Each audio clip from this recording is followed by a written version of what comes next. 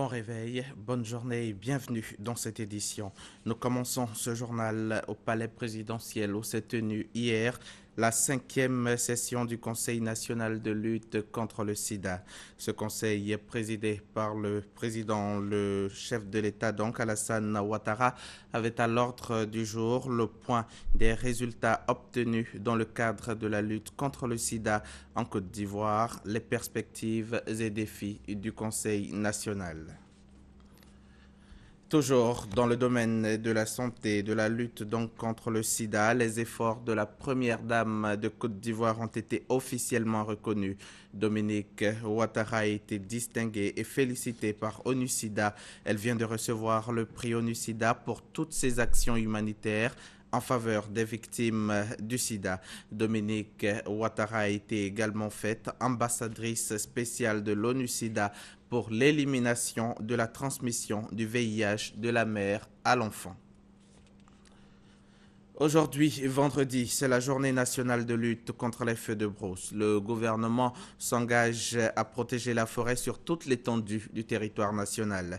À la faveur de cette journée qui sera célébrée à Djekanou, au centre de la Côte d'Ivoire, le ministre des Eaux et Forêts, Mathieu Babodary, est revenu sur la volonté de son département de lutter efficacement contre la destruction du patrimoine forestier ivoirien. Serge Gangoma.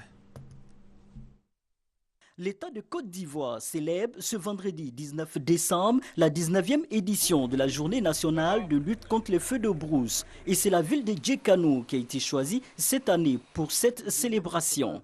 Le ministre des Eaux et Forêts, Mathieu Babodary, invite les Ivoiriens à se mobiliser pour protéger la forêt. Instituer une journée nationale de lutte contre les feux de brousse en vue d'insuffler une nouvelle dynamique dans la lutte contre les feux de brousse et les incendies de forêt. C'est donc à ce titre que le ministère des Eaux et Forêts célèbre chaque année, en début de saison sèche, cette journée nationale de lutte contre les feux de brousse dans une localité de notre pays. Il s'agit par cette cérémonie d'engager la campagne de sensibilisation auprès de nos populations, en particulier auprès de nos braves paysans, pour qu'ensemble, nous préservions notre couverture forestière contre ce fléau. L'État de Côte d'Ivoire s'est engagé à assurer une protection totale du patrimoine forestier, à impliquer les populations dans la lutte contre les feux de brousse. Il a été institué au niveau de chaque région, de chaque département, de chaque sous-préfecture, de chaque commune et de chaque village de Côte d'Ivoire, des comités locaux de défense de la forêt et de lutte contre les feux de brousse.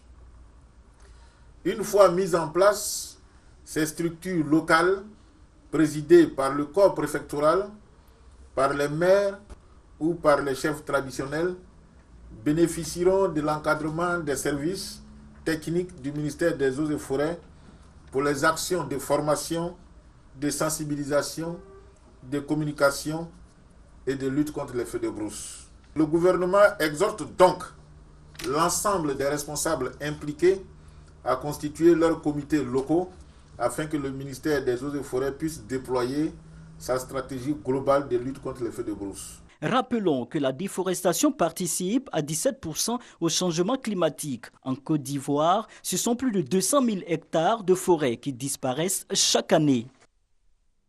La page économie de ce journal à présent. Le ministre chargé du budget a rendu public les résultats des sociétés d'État sur la période allant de 2010 à 2013. Abdourahmane Sissé nous dit que les 80 sociétés détenues entièrement ou partiellement par l'État de Côte d'Ivoire ont rapporté un résultat de 158 milliards 51 millions de francs CFA de bénéfices en 2013. Il s'est exprimé au micro d'Adama Koné. C'est à croire que les sociétés d'État se portent bien. À l'heure du bilan, les comptes affichent une amélioration nette. D'un déficit de 38 milliards de francs CFA en 2010, ces sociétés marquent au compteur un bénéfice net de 158 milliards 510 millions de francs CFA au 31 décembre 2013. À la faveur de la journée de partage de la vision du gouvernement sur l'efficacité de ces sociétés d'État, le ministre en charge du budget a relevé les réformes qui ont permis cette performance. Le président de la République, son Excellence, M. Alassane Ouattara, dès son accession à la magistrature suprême, a pris des mesures vigoureuses pour le renforcement de la gouvernance des entreprises publiques. On peut citer le renforcement du cadre institutionnel avec la mise en place effective de l'ensemble des conseils d'administration, la rationalisation du portefeuille de l'État, l'harmonisation des conditions de service et des rémunérations des dirigeants sociaux et, bien entendu, le renforcement des missions d'audit et de contrôle. Le ministre chargé du budget a souligné toutefois que ces résultats sont perfectibles, car en deçà des attentes du gouvernement. C'est que les dettes des sociétés d'État ont progressé de 372 milliards de francs CFA en 2010 à plus de 400 milliards de francs CFA en 2013.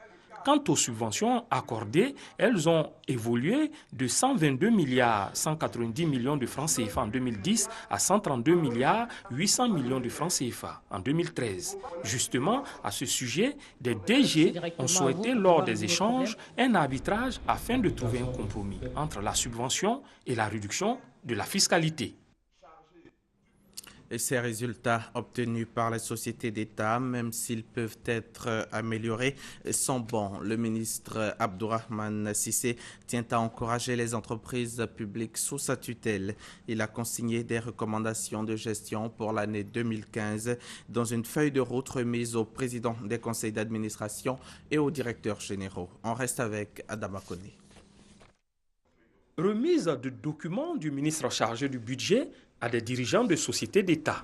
À moins de 2 semaines de la fin de l'année 2014, le ministre en charge du budget adopte un style de gestion basé sur la bonne gouvernance. Initiative inédite, la feuille de route, qui ne concerne que les aspects financiers et non la nature des activités relevant d'autres ministères, a pour ambition d'améliorer la transparence dans la gestion des sociétés d'État et d'optimiser ou de maximaliser leurs résultats. Le ministre précise le contenu de cette feuille de route. L'instauration et la création de règlements intérieurs. Nous avons aussi demandé aux sociétés d'État de mettre en place à l'intérieur des conseils d'administration des comités spécifiques, spécialisés, tels que prévus par les dispositions de l'OHADA. Il s'agit notamment de la mise en place des comités d'audit et de gestion de risques, au plus tard le 30 juin 2015. Nous souhaitons que dorénavant, les sociétés d'État publient trimestriellement les exécutions du budget et aussi les performances et les indicateurs clés qui permettent à l'État de pouvoir apprécier l'évolution de ces sociétés-là. Les concernés apprécient. C'est une très très belle initiative qui a été prise par le ministre en charge du budget. Nous avons une tutelle technique avec laquelle nous avons l'habitude d'avoir des séances de travail, des orientations. Et c'est rare qu'on ait accès à la tutelle financière. L'efficacité de l'administration est une conditionnalité pour que la bonne gouvernance puisse s'appliquer. Toujours dans sa détermination à faire des sociétés d'État le fleuron de l'économie ivoirienne, le ministère en charge du budget prévoit en 2015 un projet de décret sur les conditions financières de départ et d'installation des DG et PCA. Ce n'est pas tout. Un contrat de performance fera partie de ce projet de décret de sorte à donner aux entreprises publiques tous les réflexes d'une structure résolument tournée vers la performance de son bilan.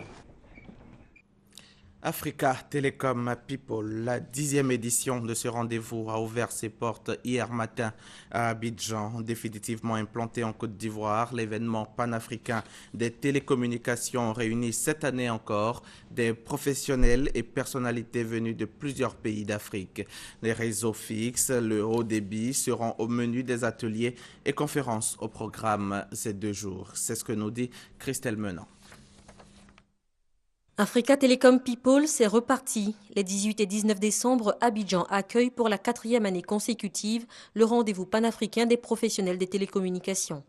Le rôle des réseaux fixes dans l'évolution du haut débit en Afrique cristallisera toutes les discussions au cours des ateliers et conférences prévus au programme de cette 10e édition. Bruno Koné, ministre de la Poste et des TIC, a présidé la cérémonie d'ouverture du forum. Ces assises sont incontestablement une occasion pour tous ici d'approfondir nos réflexions et de partager nos expériences relativement aux opportunités que les TIC offrent à nos pays africains pour accélérer leur croissance et assurer leur développement économique. Un premier panel aura permis au ministre à l'entame des travaux de donner les orientations de la Côte d'Ivoire sur la question des réseaux fixes. Les opérateurs fixes ont cet avantage-là sur les opérateurs mobiles. Ils disposent déjà de l'infrastructure. Il faut donc capitaliser sur cette infrastructure et fournir des services à partir de cette infrastructure que les autres opérateurs dans le secteur de la téléphonie ou des TIC n'ont pas. Invité à Africa Telecom People 2014, le secrétaire général de l'Union africaine des télécommunications, qui soutient l'avis de tous, impossible d'appréhender le haut débit sans l'utilisation des réseaux fixes. À l'heure où le haut débit est incontournable, la majorité de la population africaine n'y a pas encore accès. Le développement des réseaux fixes avec la fibre optique est une opportunité de réduire les écarts. Autre chose à présent, sauf changement de calendrier, les élections générales en Côte d'Ivoire sont prévues au mois d'octobre et novembre 2015. Dans 10 mois, donc d'ici là, l'heure est à la mise en place des commissions électorales locales. La date butoir pour l'installation de ces commissions est connue. Sur toute l'étendue du territoire, elle a été fixée au mardi 30 décembre 2014. La commission électorale indépendante veut compter sur des commissions électorales locales très actives en vue des élections générales de 2015. Cependant, l'installation de cette dite commission a pris du retard. La CEI se voit donc dans l'obligation de fixer une date butoir. Selon Sourou Koni, vice-président chargé des opérations électorales, la date limite pour le dépôt des dossiers des représentants des partis politiques est fixée au 30 décembre 2014 à 17 h. Cette date butoir, selon le président de la CEI, permettra de respecter les procédures arrêtées et aussi les délais convenus, car son institution, tout comme l'ensemble des acteurs politiques, sont tenus d'avoir des élections réussies. Nous avons besoin de votre concours, parce qu'il nous faut impérativement mettre en place les commissions électorales locales.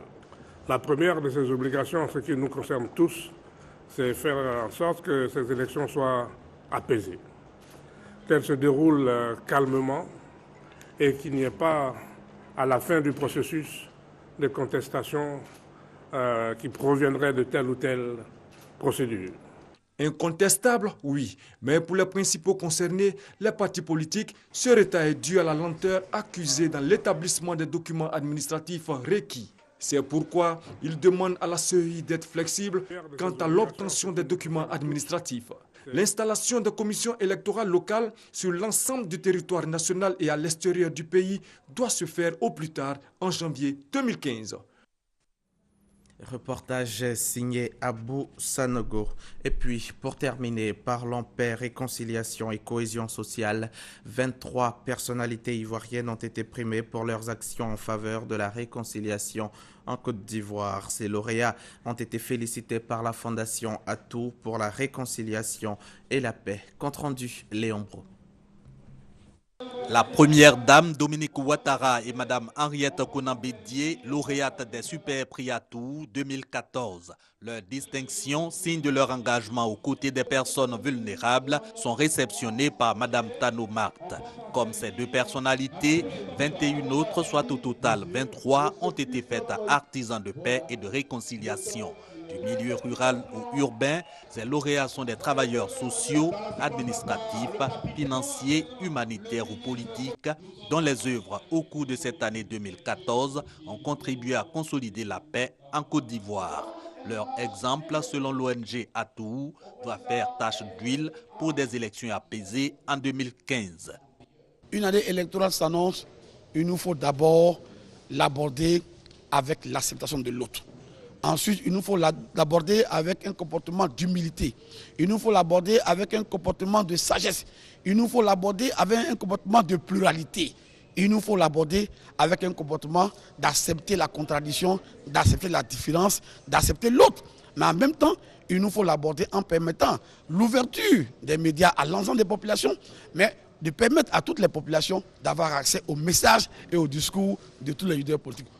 Daouda a le soutien de ses parrains, les ministres d'État Mabrito Akeusse et Ahmed Bakayoko, des protecteurs du Priatou, le directeur général des douanes et l'inspecteur général d'État Niamien Goran, qui représentait le président d'honneur de l'ONG Fondation Atou, Henri Konan Bédié. Tous sont unanimes que dans la diversité, les Ivoiriens peuvent s'entendre autour de la mère patrie. Il suffit que soit privilégié le dialogue et l'acceptation mutuelle, credo de l'ONG Fondation Atou, qui a aussi fait don de 10 tonnes de ciment pour la réalisation de 2 apatams de réconciliation, en plus des 5 déjà opérationnels, et ceux en construction. Fin de ce journal. Merci de l'avoir suivi. Bon vendredi.